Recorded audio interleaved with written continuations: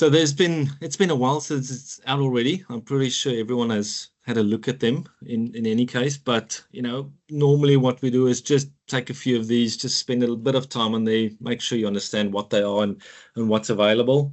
But always good to have a read through the release notes as they come out. So today there's a couple of them that I just want to go through. So just stepping through them, we'll look at the originating document that they've added basically on purchasing and order entry as well. So just step through that. A new feature there from unapplied credits on the AP side. On the interactive customer report, right, it is a additional subscription that's available, but there are some new and funky reports on order entry and purchasing side as well. And we'll spend a bit of time there. There's a bit of enhancement on the email delivery. So just from a security point of view, what's available, and also from a delivery point of view, looking at those log files, what's come out. We'll talk about time entry again. So initially, I think in the last one or two prior ones, I showed you a bit of the intelligent time that we've got embedded within Intacct now. But they've extended that with a bit of AI on the description side. So just want to show you what functionality there is if you're ever considering moving into that. When looking at new dimensions, so the contract dimension is now available in order entry if you've got revenue management. So if you don't have the full contracts module available, but you do have revenue management active, we can configure that dimension from a contracts perspective as well. So you've got some visibility and usability of that dimension. And then on the construction side, not too many customers on this one, but on the module itself, there's a couple of key things that came about. That multi-document conversion, quite useful, and we'll have a quick look at that. The WIP management that came about, and it's now generally available. And then from AP automation, so this is one that's been coming for a while and promised for a while.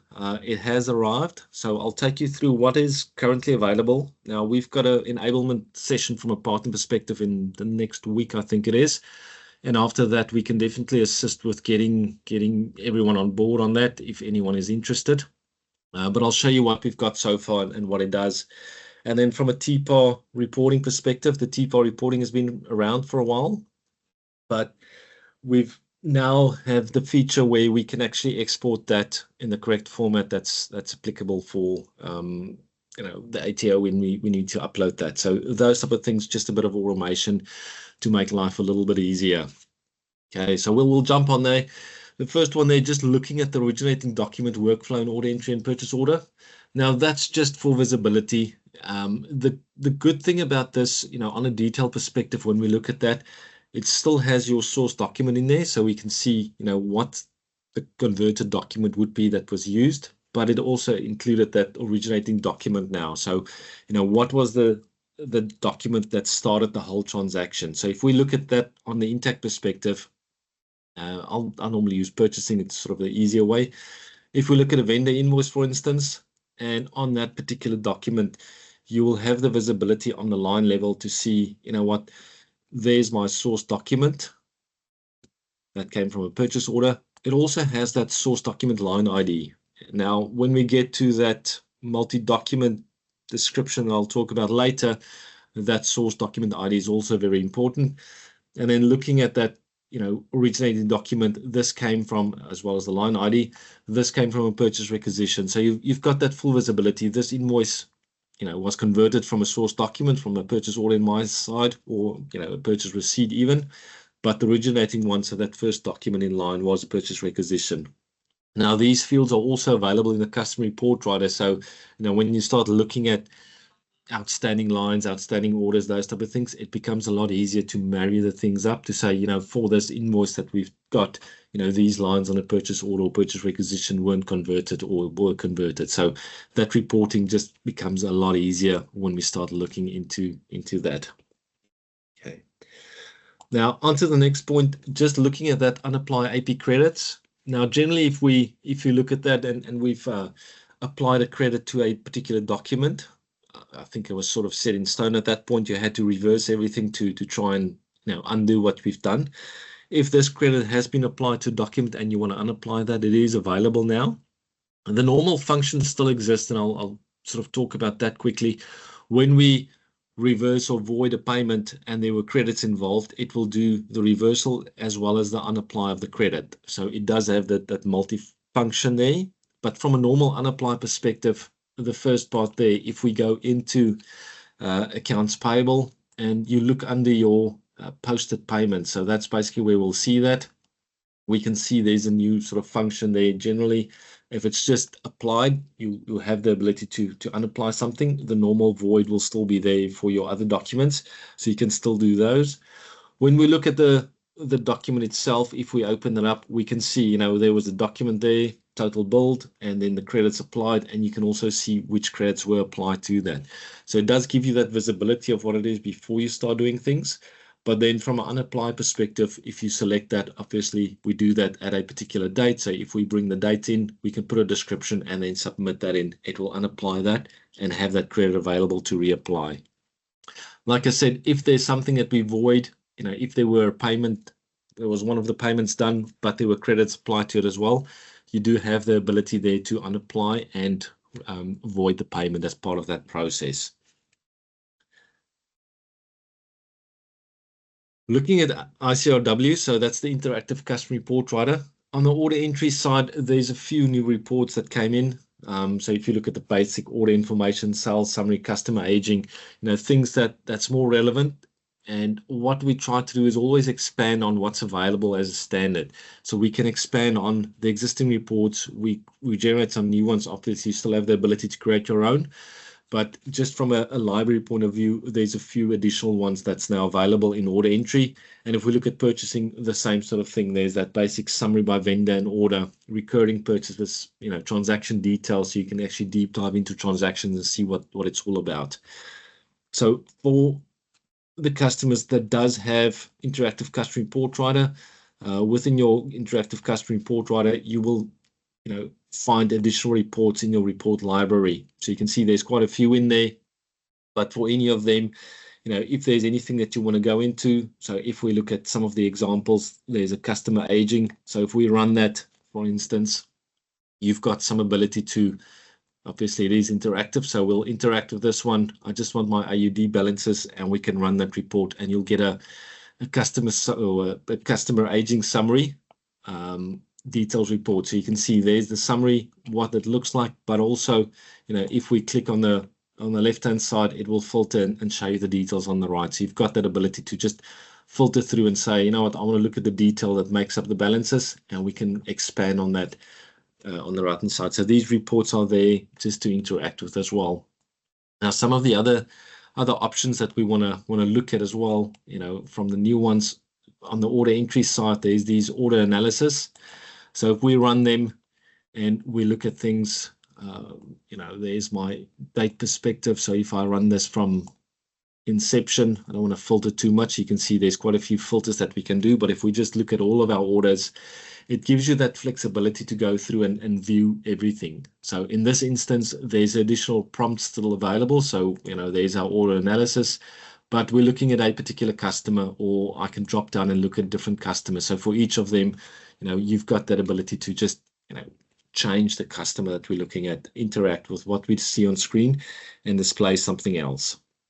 The same sort of functionality or options available on the purchase analysis. In this example, change it a little bit more, where, you know, if we look at everything from the start, the same sort of thing, but in this case, didn't apply a customer filter or supplier filter in this instance. It just gives you all the transactions. So there's a full summary, and then per page you can actually, you know, page down and look at the other suppliers as well. So, you know, a full report in this instance, different to the order entry one where they actually split that out. Other important ones, if you look at things from a purchasing perspective, purchase orders not invoiced. So for this one, again, I don't really have a drop down on selection, because I'm going to look at all my purchases that's not been invoiced, but you can always add some filters in there. Got the order details, see what has been invoiced or ordered and what's not invoiced at that point. So, you know, some visibility there of the new features and functions within the report writer itself. Moving on to the next one, just from our email capabilities. So there's a few things that's changed there.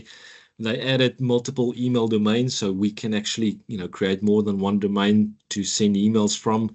Added some email security, DKIM in there. And then it's built on new infrastructure, so there's more stability around it from a reliability point of view as well. And then there's detailed logged files just going through, what does that actual delivery status look like? So going forward, you'll have more visibility of read or not read receipt delivery statuses to particular customers when it comes to emailing from the application. So firstly, if you look at your company side, within the company setup, if we edit this on the security side, you've got your normal email domain settings, and that's the one that we can expand now. So we can add domains in there, put it in there, do the authentication to allow additional domains to be added. So you can have a few added in there. But then from a delivery point of view, some of the other features that they included, there's a new, we always had the email delivery history, but there's a new email delivery history that they've added. And you can see in my example, either error, and you can see what was wrong there. So you've got the ability to view what's been sent out. There's the error message that came out. So just give you some visibility of, what went wrong.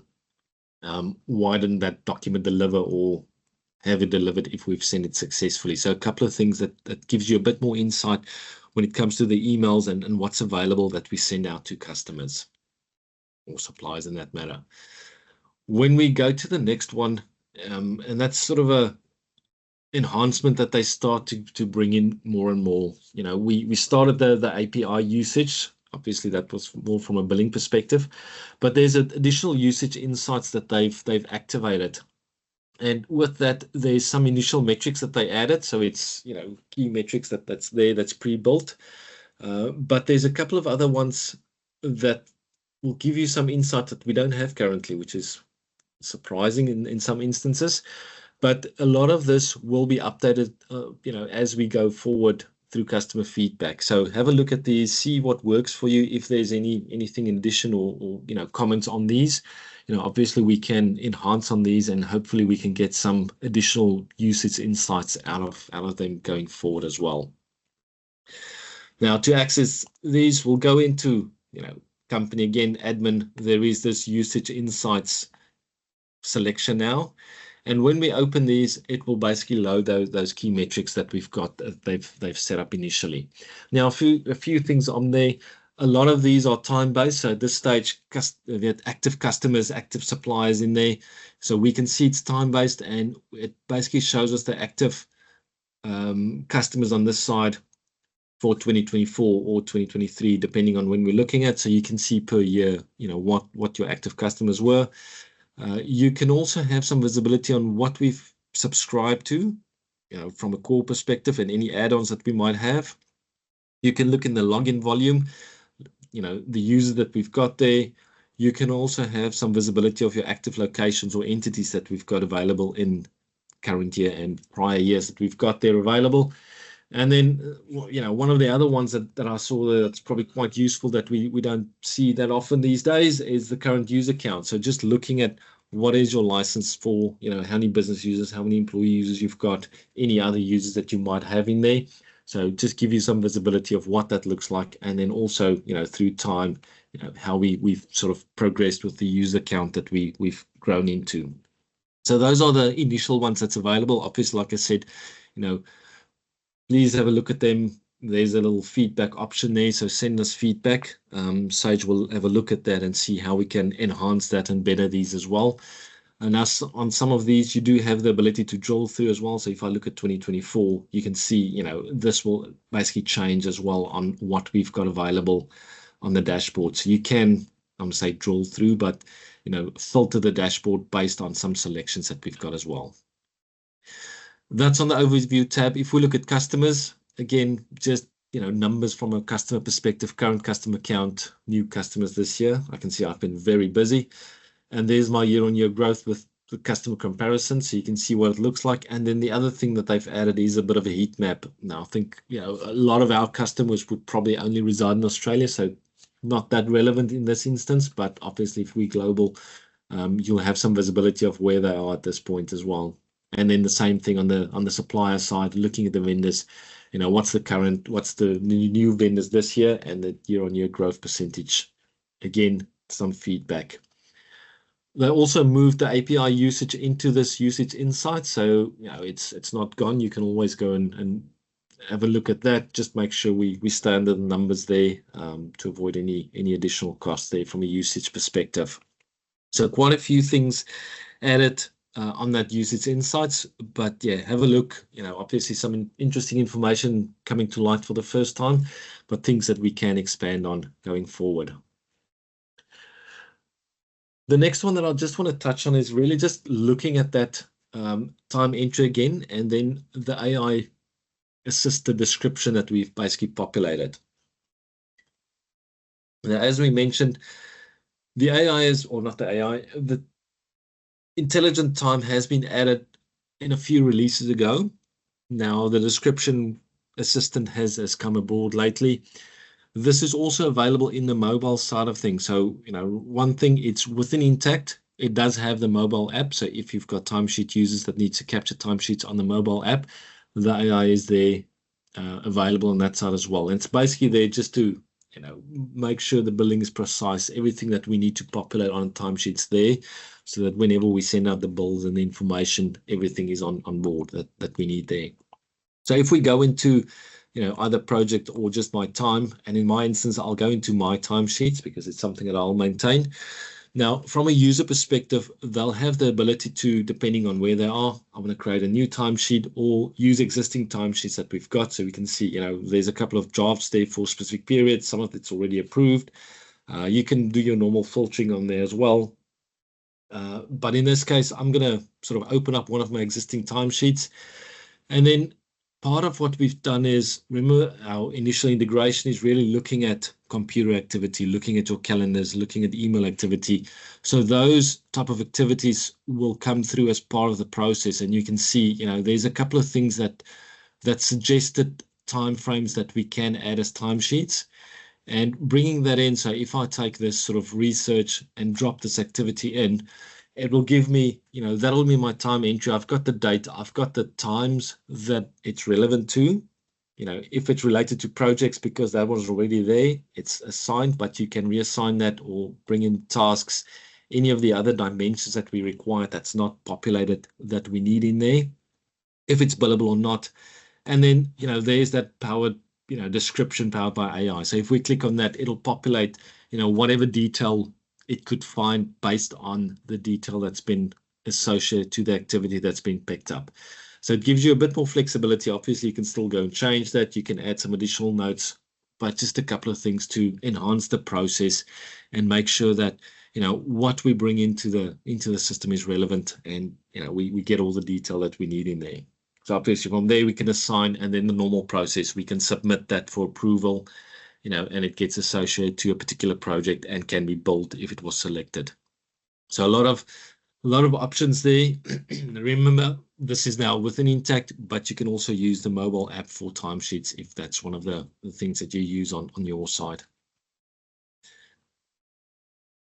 We mentioned the contract dimension for order entry. So effectively, like I mentioned, if you don't have the contracts module subscription or subscribe to the contracts module, but you do have revenue management, that is one of the things that we can add in as additional dimension. Now, on my demo environments, all of them is actually, I've got contracts in all of them, so I couldn't actually get you an example of that. But ultimately, when you look at, this sort of on screen there, you can see that the information that we'll capture is sort of just lightweight contract information. So we give it an ID, we give a name, a full description, and the customer it's related to. But then there's some additional fields, generally from a contract perspective, it runs from a certain date and time, from a certain date to a date. So there's a start and end date and additional contact information and attachments. So, typical contract information can be added to the dimension then, and it's purely there for, assisting with additional forecasting, data analysis, reporting, and the flexibility when you get to the reporting side as to, I want to slice and dice based on contract information on a particular customer. So, just the ability to enhance on what we've got there within order entry and revenue management, giving you the capability to add that additional dimension there from a expanding on reporting and detail entry perspective.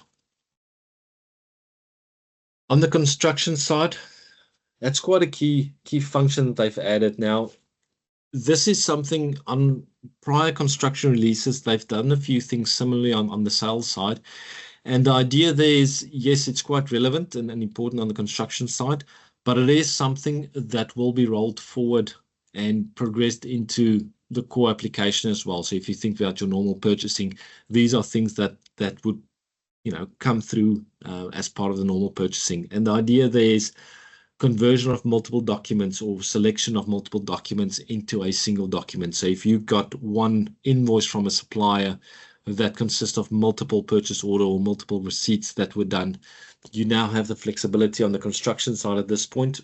Hopefully in the near future, it'll be available in standard Intacct as well, to have, multiple documents associated. So you can see there at the bottom, effectively in the little green block, there's multiple documents we can select from there or convert from specific source documents into a single invoice as an example. So, a nice feature that's quite relevant. And, there's still more to come on those type of enhancements as well. The other one there is just around work in progress. So again, on the construction side, this is now general available. So this has been around for a while, but essentially, looking at the CFO forecast, the project manager forecast, just streamlining the billing process of that over and under adjustments that needs to be done. All of that can be handled with this WIP management. So, when you start looking at the WIP report, we can update those values and streamline the posting effectively. So it gives you a greater flexibility when you start using the WIP management there. Now, one of the new ones that we were all waiting for is just looking at that AI-powered AP automation, what's happening. So this has been around for a little bit as, what do we call it? Early adopter is the word I'm looking for. So a few of our customers has been on the early adopter program. It has been released now for everyone within the region. So it is available. Now, there are still some options that's not quite there. If you think about the purchase order matching, so you can see in this document, we can email invoices in. So from a supplier perspective, that can be emailed in. We can upload it into the system as well. And I'll show you some of these options. Ultimately, our AI-powered digitalization will go through the process. The more we do it, the more it learns. But ultimately going in, identifying, so the first ones wouldn't have everything populated. It will effectively come in. It'll be as a draft bill. We'll go and review and edit it. And part of this review and posting will, assist our AI and machine learning capabilities. So ultimately, it'll update the vendor code, GL codes, any dimensions that we put on that document. And, looking at duplication, identification, and those type of things as well. So, from that perspective, it'll become easier.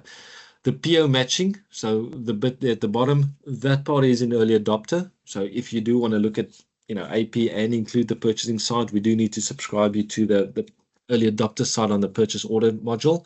But just from an AP perspective, that is there now. And the advantage there is, as I say, everything is in Intacct. It's automated. It creates it, automatically. It just saves you a bit of time for users to focus on other areas that's more important.